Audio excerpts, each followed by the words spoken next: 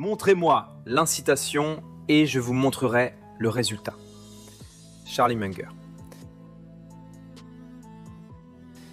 Bienvenue dans la tête des titans. Aujourd'hui, on entre dans un esprit d'une autre époque. Pas de tweet, pas de start-up, pas de show, juste un cerveau. Froid, efficace, silencieux. Charlie Munger, l'ombre de Warren Buffett, son stratège, son cerveau gauche, son assassin de mauvaises idées. Il est mort en 2023, à 99 ans, mais ses idées sont encore plus vivantes que certains PDG du Nasdaq.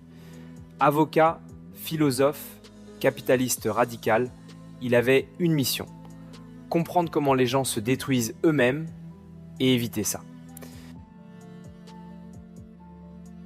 Munger ne croyait pas aux idées brillantes, il croyait aux modèles mentaux.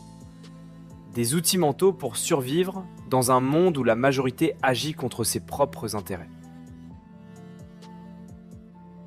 Un exemple, ne confondez jamais le confort avec la sécurité. Les gens riches, dit-il, deviennent pauvres parce qu'ils veulent être confortables, pas rationnels. Leçon 1. Pense mieux, pas plus. Il vaut mieux être rationnel qu'intelligent. C'est la phrase qui a fait la fortune de Buffett. Pas une start-up, pas une app, juste cette idée. Leçon 2. Apprends à dire non, encore et encore. Munger disait que l'intelligence, c'est savoir tuer 99% de ses idées. Pas les explorer, les éliminer. Buffett voulait acheter une boîte d'assurance, trop risqué. Munger lui a dit « Tu veux être intelligent ou tu veux être riche ?» Ils n'ont pas acheté, ils ont mis l'argent sur Geico, le deal a généré des milliards. Leçon 3. Les erreurs des autres sont ton revenu. Charlie passait ses journées à étudier les biais cognitifs, l'effet de halo, le biais de confirmation, la peur de perdre. Il ne voulait pas les corriger, il voulait les observer et en profiter. Munger ne cherchait pas des idées de génie, il cherchait des erreurs structurelles dans le comportement humain. Et il construisait des fortunes sur ces failles.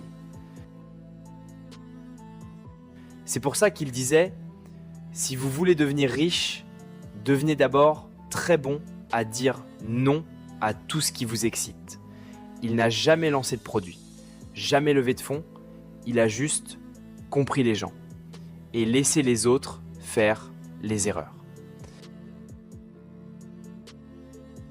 Livre recommandé cette semaine, Pour Charlie's Almanac, un mélange de conférences, citations et modèles mentaux que tu ne trouveras dans aucun MBA. Dans le prochain épisode de Dans la tête des titans, pourquoi Steve Jobs a copié sans honte et comment ça l'a rendu plus riche que ceux qu'il a volés. À très vite.